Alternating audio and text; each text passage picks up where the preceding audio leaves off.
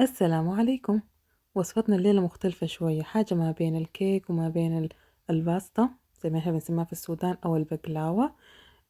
أنا سميتها كيكة الجلاش. شوفوا انتوا عايزين تسموها شنو، لكن في كل الأحوال الحاجة دي رهيبة، لازم تجربوها. محتاجين ورق جلاش. أنا استخدمت كمية بسيطة لأنه المقدار اللي أنا عملته صغير لصينية صغيرة جدا، لأنه كنت عاوزة أجربها. فاستخدمت ورق جلاش تقريبا ما أكتر من ستة ورقات أو رقات من عجينة الجلاش. حوريكم كيف نحن حنستخدم الطريقة أسرع ما يمكن. حنشيل في كل مرة ورقة من عجينة الجلاش ونكرفسها باليد زي ما انتوا شايفينها كده قدامكم، بطريقة عشوائية زي ما انتوا شايفين. بالأول أنا جربت إنه أمسح كل ورقة بتاعة جلاش بالزبدة وبعد كده أكرفسها وكرمشها، لكن حسيت إنه أسهل لو أنا كرمشتها وهي ناشفة، هيكون الشكل أجمل والطريقة حتكون أسهل بالنسبة لي. انتوا شوفوا الطريقة الأسهل بالنسبة لكم واعملوها. في النهاية ما في قاعدة معينة للوصفة، المهم إنه تكون الورقات بالطريقة المكرمشة اللي انتوا شايفينها قدامكم. بعد كده حنوزع عليها مقدار الزبدة السايحة كلها، نمسحها على الوش، وإذا أمكن نحاول نخليها تدخل ما بين الطبقات أو ما بين الرقات عشان نضمن إنها توزعت في كل الكمية. وطوالي على الفرن حنديها حوالي 10 دقايق فقط. وفي الأثناء دي حنحضر خليط التسقية المكون من بيضة، حليب، سكر وفانيليا. حنخلطهم بمضرب الشبك اليدوي العادي، إذا حابين ممكن تخلطوه بالخلاط أو بمضرب كهرباء، مضرب شبك كهربي، زي ما تحبوا. الطريقة اللي انتوا شايفينها ممكن تعملوها. وزي ما ذكرت أنا في الأول، المقدار ده والكمية دي عملت بها صينية صغنونة، يعني ما أكتر من 20 في 30 سنتي.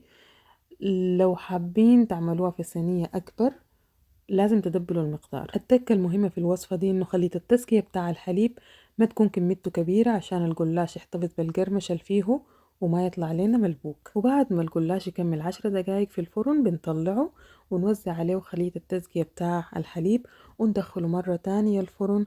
بياخد تقريبا تاني حوالي 25 ل 30 دقيقة أو لغاية ما نصل للون الذهبي الجميل اللي انتوا شايفينه قدامكم. ونصيحتي لكم ما تستعجلوا عليها، خلوها تتحمر على راحتها تماما، هتطلع مقرمشة وهتطلع أجمل. أول ما طلعت سقيت على طول بالشيرة اللي أنا كنت محضراها أصلا مسبقا، وهي عبارة عن شيرة شوية تقيلة ما خفيفة. انتبهوا للحتة دي لأنها ضرورية جدا. وآخر حاجة رشيت عليها مكسرات، كانت عبارة عن بندق، فول مجروش ومعاهم جوز هند. أدت بعد تالت صراحة. وده شكلها النهائي لحظة التقديم.